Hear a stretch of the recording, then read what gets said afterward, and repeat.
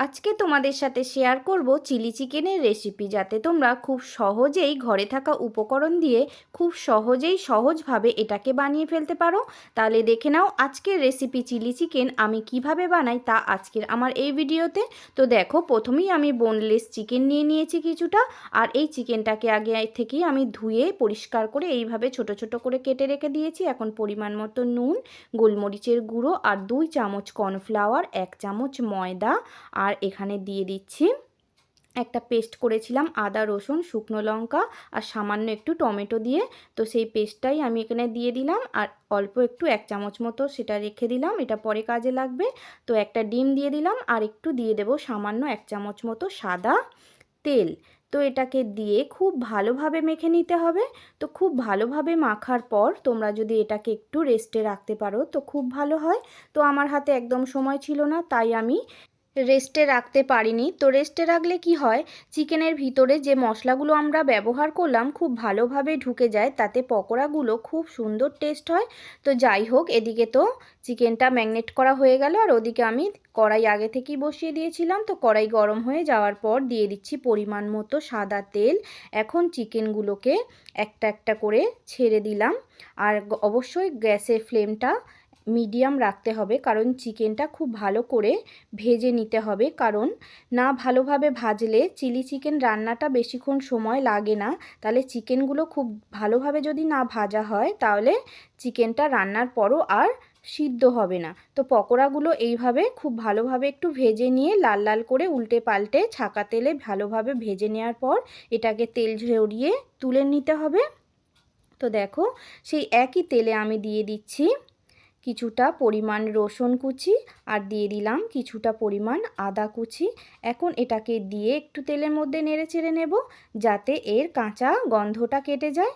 তো এটা একটু ভাজা ভাজা করে নেওয়ার পর আমরা যে 1 চামচ এখানে পেস্ট রেখে দিয়েছিলাম, তো এতে আছে আদা রসুন আর অর্ধেকটা টমেটো আমি একসাথে পেস্ট করে রেখে দিয়েছিলাম, তো সেটাই 1 চামচে রেখে দিয়েছিলাম, দিয়ে দিলাম।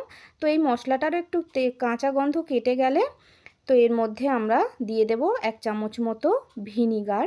তো একটু নাড়াচাড়া দেওয়ার পর এখন আমরা এর মধ্যে দিয়ে দেব পেঁয়াজ আর ক্যাপসিকাম, এইভাবে কিউব কিউব করে কেটে রাখা। তো এটা আমি দিয়ে একটু বেশিক্ষণ রান্না করতে লাগবে না, একটু নাড়াচাড়া দেওয়ার পর এর মধ্যে আমরা দিয়ে দেব পরিমাণ মতো নুন, আর দিয়ে দেব পরিমাণ মতো হলুদ গুঁড়ো। আর এখন এখানে দিয়ে দেব 2 রকম সস আমি গুলে রেখেছিলাম, টমেটো সস সোয়া সস, তো সেটাই দিয়ে দিলাম।